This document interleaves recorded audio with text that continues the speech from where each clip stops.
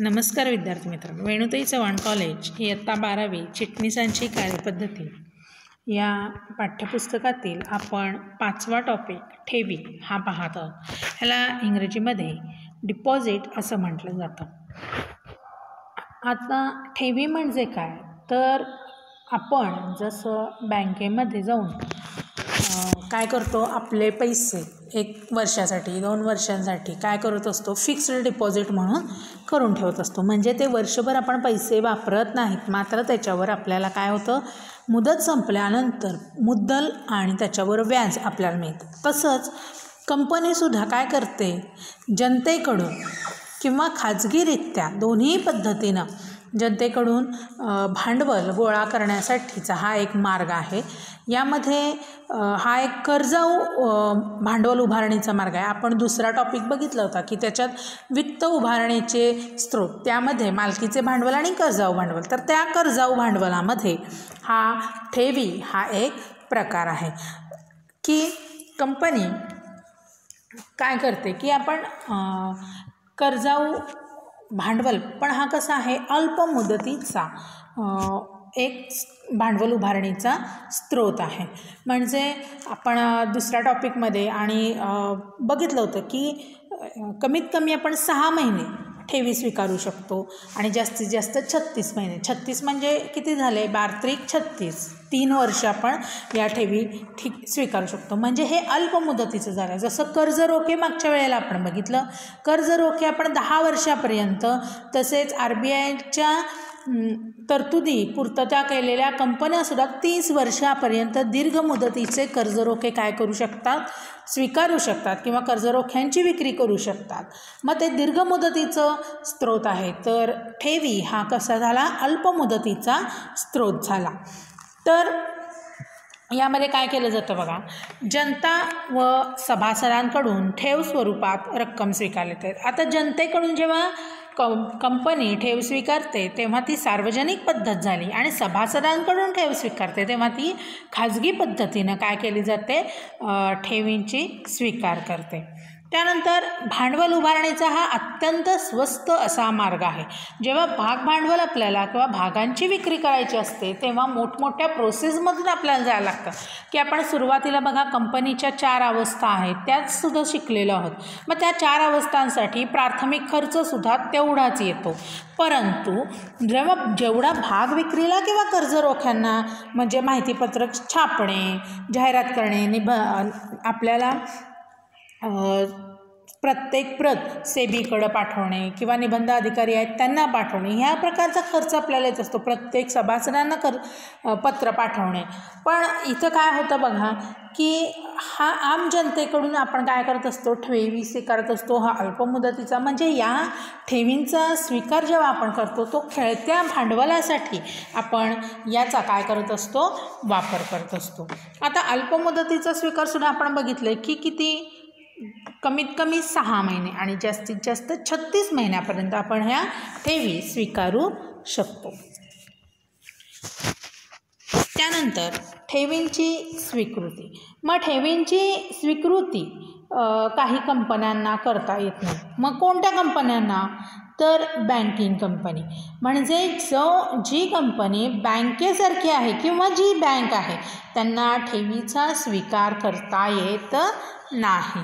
ज्या कंपन्यांना बँकिंग व्यवसाय नाही, म्हणजे जे इतरांकडून ठेवी स्वीकारतात आणि ज्यांना गरजू व्यक्ती आहेत त्यांना कर्ज देतात, अशासारख्या जो व्यवसाय करतात त्यांना बँकिंग व्यवसाय म्हणतात. मग ज्यांचा व्यवसायाचं स्वरूपसुद्धा ह्या व्यवसायासारखं नाही, बँकेसारखं नाही, ते व्यवसाय. त्यानंतर गृहकर्ज पुरवठा कंपनी, गृहकर्ज वित्तीय, म्हणजे ज्या कंपन्या फक्त घराला कर्ज देण्यासाठी सुद्धा स्थापन झालेल्या आहेत, त्या कंपन्यासुद्धा इथं आपण काय करू शकतो, त्यांनीसुद्धा ठेवी स्वीकारू शकत नाही.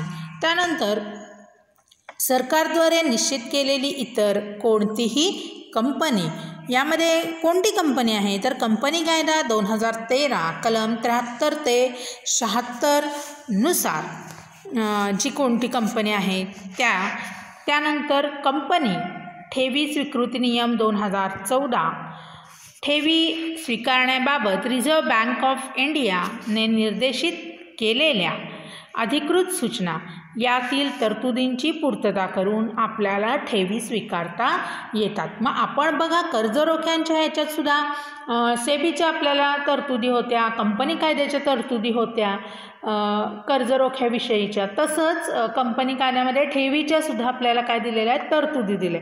त्या सर्व तरतुदींचं पालन आपल्याला काटेकोरपणे करावं लागतं. त्यानंतर आपण एक तक्ता बघतोय, त्याच्यात काय सांगितलं आहे तर या तक्त्यामध्ये कोणत्या कंपन्या सभासदांकडून व जनतेकडून ठेवी स्वीकारू शकतात ते दर्शवण्यात आलं.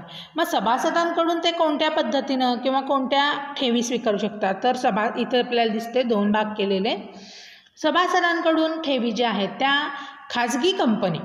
मग खाजगी कंपनी म्हणजे काय तर खाजगी कंपनी म्हणजे सभासद किंवा संचालक किंवा त्यांचे नातेवाईक यांच्याकडून ठेवी स्वीकारू शकते. म्हणजे आपण लिमिटेड कंपनी असं त्याला म्हणतो. मग त्यानंतर सार्वजनिक कंपनी, पात्र कंपनी शिवाय. पात्र कंपनी सोडून, आता पात्र कंपनी म्हणजे काय ते आपण कन्सेप्ट बघूया. पात्र कंपनी सोडून सार्वजनिक कंपनी ही पात्र किंवा सार्वजनिक कंपनीशिवाय सभासद किंवा संचालकांकडून ठेवी स्वीकारू शकते. म्हणजे सार्वजनिक कंपनी आहे, ही सार्वजनिक कंपनी काय करू शकते, सभासदांकडून किंवा संचालकांकडून या ठेवी स्वीकारू शकते. आता पात्र कंपनी म्हणजे काय तर पात्र सार्वजनिक कंपनी म्हणजे अशी कंपनी जिची निव्वळ मालमत्ता ही 100 कोटीपेक्षा कमी नाही. म्हणजे जे आपलं असेट आहे हे असेट आपल्याला काय 100 कोटीपेक्षा कमी नसावं. निव्वळ मालमत्ता म्हणजे फिक्स्ड असेट जे आहे आपलं ते, करंट असेट इथं धरायचं नाही. त्यानंतर जिची वार्षिक उलाढाल ही 500 कोटीपेक्षा कमी नाही. वार्षिक उलाढाल म्हणजे काय असतं तर आपल्याला विशिष्ट काळात विक्रीद्वारे प्राप्त झालेलं उत्पन्न. आता विशिष्ट काळ म्हणजे जे आपण फायनान्शियल इयर बघतो 1 एप्रिल ते 31 मार्च ते. मग ज्याचे वार्षिक उलाढाल ही 500 कोटीपेक्षा कमी नाही आणि सभासदांच्या सभेत ठेवी स्वीकारण्याबाबत विशेष ठराव संमत करून त्यास मान्यता दिलेली आहे अशी सार्वजनिक कंपनी. बघा की आपल्याला पात्र कंपनी म्हटलं की डोळ्यासमोर 2च गोष्टी आल्या पाहिजेत की पहिली आहे की जिची निव्वळ मालमत्ता ही 100 कोटीपेक्षा कशी आहे, जास्त आहे. आणि दुसरी गोष्ट म्हणजे जिची वार्षिक उलाढाल ही 500 कोटीपेक्षा जास्त आहे. 2 गोष्टी लक्षात ठेवायच्या. परत एकदा, जिची निव्वळ मालमत्ता किती आहे 100 कोटीपेक्षा जास्त आणि जिची वार्षिक उलाढाल ही 500 कोटीपेक्षा जास्त आहे अशा 2 कंपन्यांना अशा कंपनीला आपण काय म्हणणार आहे, पात्र कंपनी म्हणणार आहे.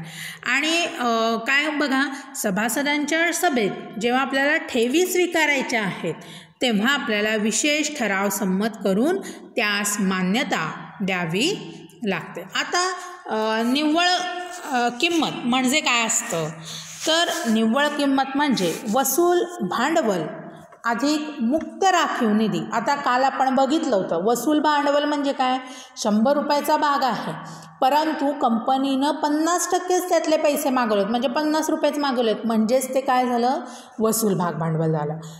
कॉल्ड अप कॅपिटल आपण त्याला म्हणतो आणि आपण ते कॅपिटल म्हणजे बॅलन्स शीटच्या लायबिलिटीज साईडला लिहितो ते वसूल भांडवल. मुक्त राखीव निधी जो आपण रिझर्व्ह फंड म्हणतो तो. त्यानंतर प्रतिभूती म्हणजे आपल्याला माहिती आहे की शेअर्स, डिबेंचर्स, बॉन्ड्स हे सगळे काय आहेत आपल्या प्रतिभूती आहेत. न वाटलेला तोटा, बघा इथं तोटासुद्धा कंपनीला होतो आणि तो न वाटलेला आहे.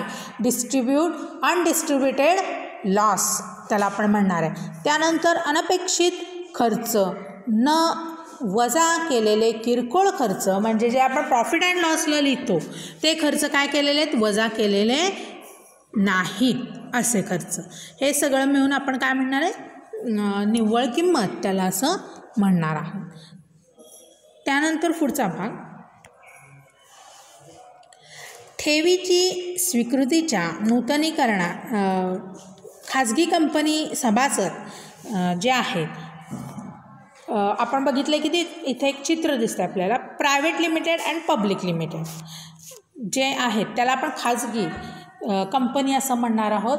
आणि खाजगी जे कंपनी आहेत ते सभासद व संचालक किंवा नातेवाईक जे आहेत ते काय करू शकतात, इथं सभासदांकडून किंवा संचालकांकडून नातेवाईकांकडून वसूल भाग भांडवल आणि मुक्त राखीव निधी 100% ठेव स्वरूपात जमा करू शकतात.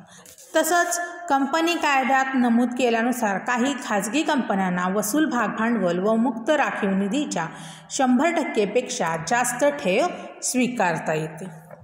त्यानंतर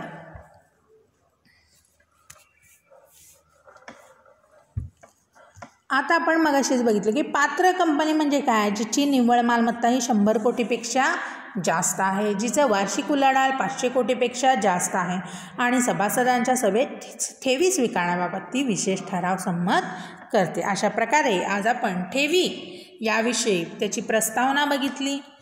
आता आपण पुढील व्हिडिओ ठेवीच्या स्वीकृतीच्या नूतनीकरणाच्या अटी व शर्ती पाहणार आहोत.